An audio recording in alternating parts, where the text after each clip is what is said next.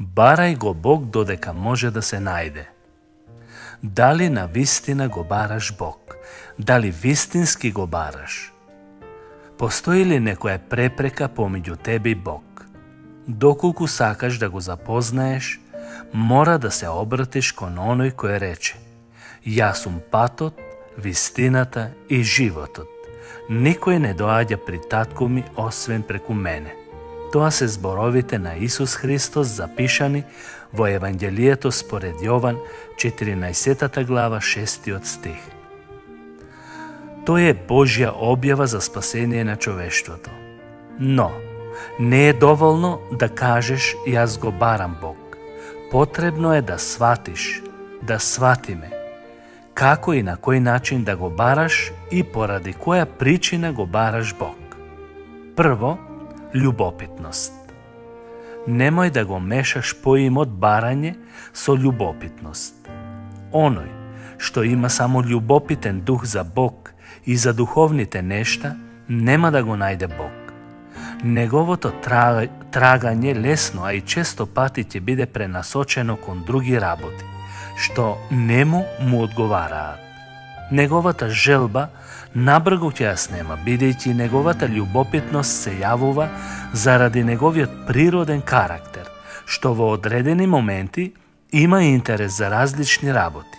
Например, ако некој негов пријател се обрати кон христијанството, кај него ќе се јави љубопитност за да дознае што е тоа што ги предизвикало промените кај пријателот. Во некои случаеви, оваа причина често пати Светиот Дух ја ползува за да предизвика вистинско барање кај љубопитниот човек. Постои и интелектуално барање. Многу луѓе имаат желба да се представуваат себе си како трагачи по вистината.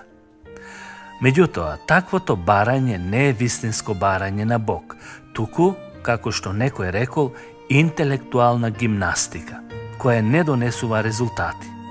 Таквиот трагач може да биде навистина искрен и сериозен, но тој никогаш не е очаен, бидејќи неговата потреба е интелектуална, а не духовна. Всушност, таквиот не го бара Бог, туку бара знаења и пофалби. Умот е важен за да се дојде до вистинската вера во Бог, но кога умот правилно ќе се употреби. Бог му зборува на човекот преку умот, за да може да дојде до срцето. Важно е да се знае дека христијанинот не го отфрлува интелектот, но е свесен за неговите ограничени можности. Потоа имаме умствен мир. Исто така има многу луѓе кои го бараат Бог како одговор на нивните брачни, семејни или други емоционални проблеми. Тие се свртуваат кон Бог само во најкритични моменти, исто како кога би се свртиле да земат аспирин против главоболка. Кај овие луѓе не постои свесност за нивниот личен грев. Тие се сметаат за добри и жалат што ним се случуваат такви проблеми. Тоа што го бараат тие, таквите, не е Спасителот, не е Исус Христос, туку ја бараат својата емоционална патерица, како можност преку тоа да се скријат од Бог. Човекот и во најтешките моменти изнајдува начин како да се сокрие од Бог. Некој можеби повеќе ним ќе им обрнува внимание, отколку на љубопитните или интелектуалните трагачи. Но сепак е сигурно дека ни овие нема да го пронајдат Бог, бидејќи постои голема разлика помеѓу мирот на умот и мирот со Бог. Длабоко копнење. Ова е единствениот начин како да го пронајдеме Бог. Пророкот Еремија запишал: ќе ме барате и ќе ме најдете, ако ме побарате од се срце.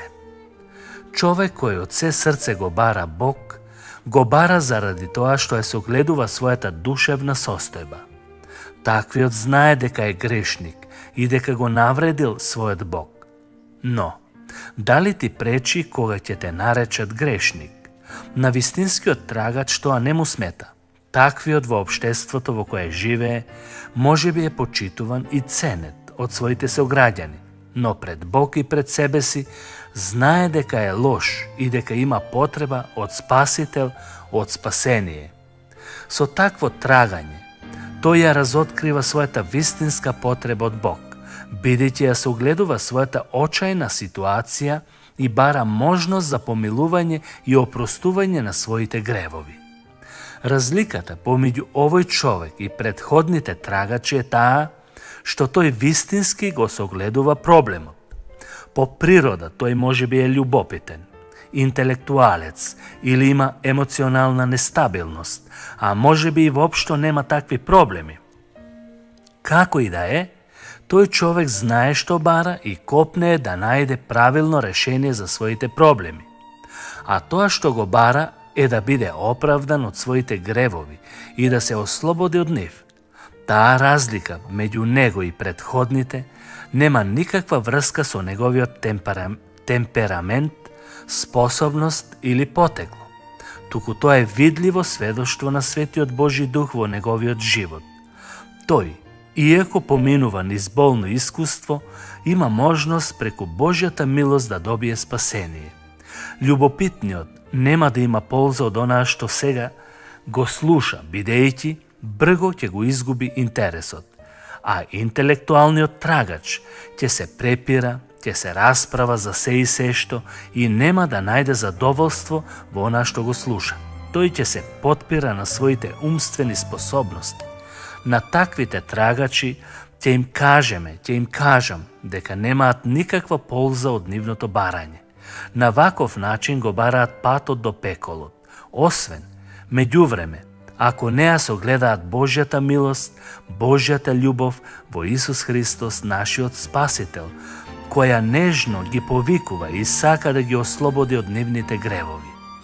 А пак трагачот по умствен мир или душевен мир, од се она што го бара може да има полза, ако согледа дека неговиот проблем може да се реши со тоа што ќе побара Спасител. Тој мора да разбере дека и кога не би ги имал емоционалните проблеми, сепак го има проблемот со гревот и дека овој проблем може да го отстрани само Господ Исус Христос. Се молиме за секој кој има длабоко копнење за мир со Бог, да може да зачекори со жива вера во Спасителот на светот.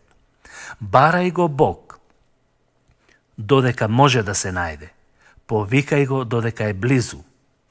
Безбожниците нека ги напуштат своите патишта и лошите нивните мисли и обрнете се кон Господ нашиот Бог и Тој ќе ве помилува, зашто е многу милостив.